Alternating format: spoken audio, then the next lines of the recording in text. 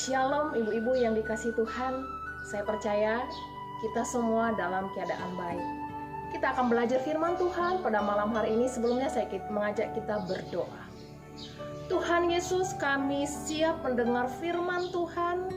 Engkau boleh terangi pikiran kami, hati kami untuk memahami firman Tuhan. Dalam nama Yesus kami berdoa. Amin. Ibu-ibu yang dikasihi Tuhan, saya mengajak kita membaca firman Tuhan di dalam Matius 6 ayat 33 dan 34. Tetapi carilah dahulu kerajaan Allah dan kebenarannya, maka semuanya itu akan ditambahkan kepadamu. Sebab itu janganlah kamu khawatir akan hari besok, karena hari besok mempunyai kesusahannya sendiri. Kesusahan sehari cukuplah untuk sehari. Ibu-ibu yang dikasihi Tuhan, tema kita malam hari ini adalah pemenuhan kebutuhan dalam pernikahan.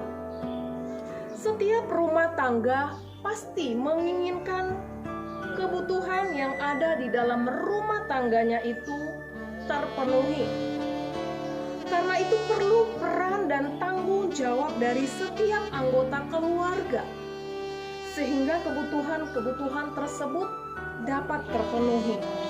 Ibu-ibu yang dikasihi Tuhan, salah satunya adalah dengan kita bekerja, ya. Kita berusaha. Oleh karena itu, demi memenuhi kebutuhan dalam rumah tangga, banyak orang rela bekerja siang malam tanpa mengenal waktu, tanpa mengenal lelah. Terus berupaya dengan harapan bahwa jika semuanya terpenuhi, maka ia dapat membahagiakan anggota keluarganya di rumah. Nah, ibu-ibu, secara umum kebutuhan hidup manusia itu ada 3 macam. Yang pertama adalah kebutuhan pokok atau primer. Nah, kebutuhan ini menyangkut akan kebutuhan utama setiap manusia yang berhubungan dengan pangan, sandang, dan papan, yaitu makanan, pakaian, dan juga tempat tinggal kita. Nah, tetapi sebagian orang, kebutuhan ini belumlah cukup. Oleh sebab itu, terus ia berusaha untuk bisa memperoleh kebutuhan lainnya. Itulah yang dinamakan kebutuhan yang kedua adalah kebutuhan sekunder. Nah, ibu-ibu, kebutuhan ini sebenarnya bisa tidak harus dipenuhi karena hanya sebagai pelengkap saja. Contohnya adalah motor, jam tangan, atau perhiasan. Nah, ini hanyalah sebagai pelengkap saja. Tetapi sebagian orang ia harus memperoleh itu. Ia harus mencari itu sampai dapat. Dan belum puas dengan hal itu, dan dia akan mencari kebutuhan yang ketiga, yaitu kebutuhan tersier. Nah, ibu-ibu yang dikasihi Tuhan, kebutuhan yang ketiga atau kebutuhan yang tersier adalah kebutuhan ini berhubungan dengan keinginan berupa barang-barang mewah. Ya, kalau tadi dia sudah punya motor, tapi dia mau motor gede. Tadinya dia sudah punya rumah, dia mau rumah mewah. Tadinya dia sudah punya mobil, tapi dia mau lebih mewah lagi, mobil mewah. Dia sudah punya perhiasan, tapi mau perhiasan yang paling mewah. Nah, ini namanya kebutuhan tersier. Nah, ibu-ibu yang dikasihi Tuhan, yang saya ingin mau tanyakan bagi kita malam hari ini, apakah betul kalau ketiga kebutuhan ini dipenuhi dapat menjamin di dalam sebuah pernikahan memperoleh rasa bersyukur atau rasa cukup atau memiliki satu kebahagiaan yang pasti? Ibu-ibu yang dikasihi Tuhan, tetapi saya menemukan fakta bahwa ternyata pemenuhan kebutuhan yang bersifat pokok, sekunder, dan tersier ini tidaklah cukup. Ada banyak keluarga yang memiliki bergelimangan harta yang mewah, mobil mewah, dan segala perhiasan yang mewah. Justru rumah tangga atau pernikahannya berantakan. Nah, mengapa ini terjadi?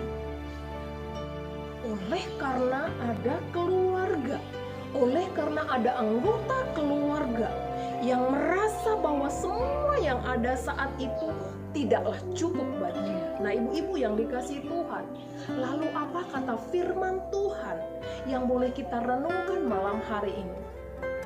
Firman Tuhan berkata bahwa carilah dahulu kerajaan Allah dan kebenarannya, maka segalanya akan ditambahkan kepadamu. Ibu-ibu kata carilah dahulu di sini menunjuk kepada sebuah usaha yang dilakukan terus-menerus dengan kesungguhan untuk mendapatkan sesuatu. Dan sesuatu yang harus didapatkan menurut bagian ini bukan berbicara tentang sesuatu yang bersifat jasmani, melainkan sebuah kebutuhan rohani, yaitu kerajaan Allah dan juga kebenarannya. Ini berarti di dalam sebuah pernikahan menempatkan Tuhan yang terutama. Nah, ibu-ibu yang dikasihi Tuhan, kebutuhan akan jasmani memang juga penting, tetapi yang dikatakan oleh firman Tuhan ini yang harus kita utamakan itu adalah Tuhan. Kenapa? Karena Tuhan adalah sumber dari segala kebutuhan jasmani yang kita dapatkan. Tuhan adalah sumber dari segala kebutuhan yang harus kita penuhi itu. Nah, ibu-ibu yang dikasihi Tuhan, malam hari ini kita belajar bagaimana jaminan yang Tuhan berikan dalam hidup kita.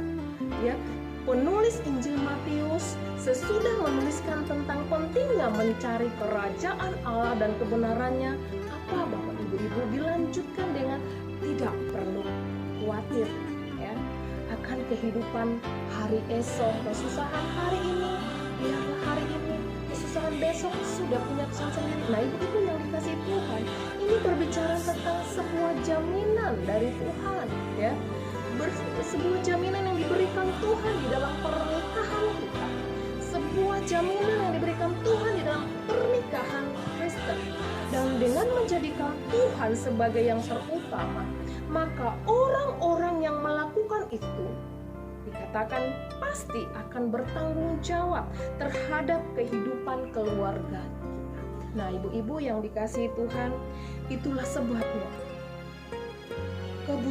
kebutuhan yang sifatnya jasmani, yang bersifat fisik itu pasti akan kita peroleh ketika Tuhan menjadi prioritas utama kita. Ibu-ibu yang dikasihi Tuhan, bagaimana dengan pernikahan kita saat ini?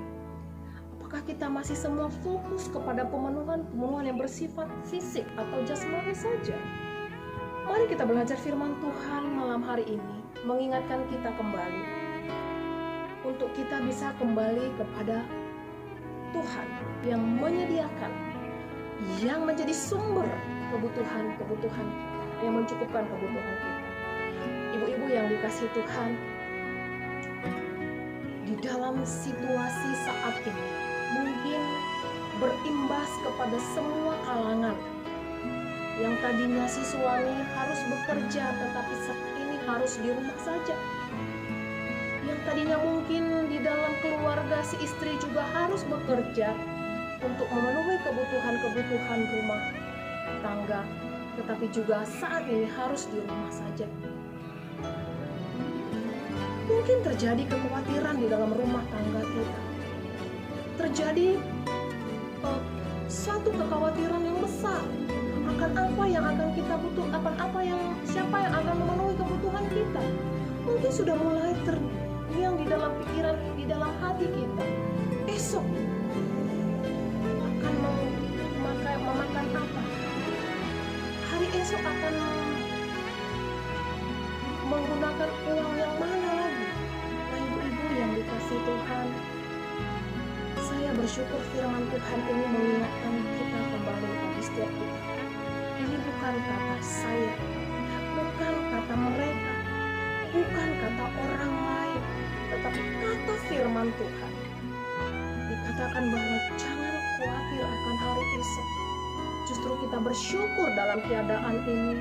Kita boleh bersama satu keluarga mungkin sepakat untuk lebih mengutamakan Tuhan. Yang mungkin sudah lama kita tidak lakukan itu, yang mungkin sudah lama kita sibuk dengan kesibukan kita masing-masing.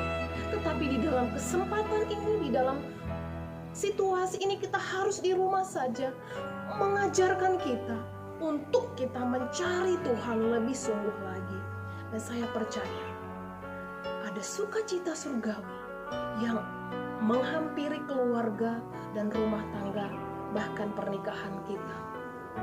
Karena itu adalah janji Tuhan, jaminan yang Tuhan berikan dalam keluarga kita.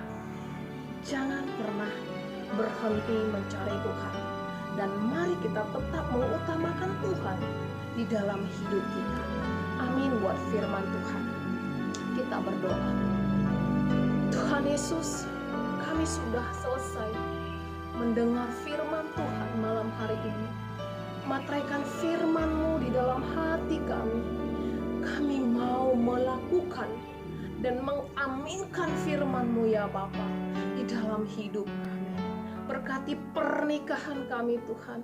Berkati keluarga kami dimanapun kami berada saat ini. Engkau yang selalu menjaga, memelihara iman percaya kami, untuk kami boleh terus mengutamakan Tuhan di dalam hidup kami. Dalam nama Yesus kami berdoa. Amin. Tuhan Yesus memberkati.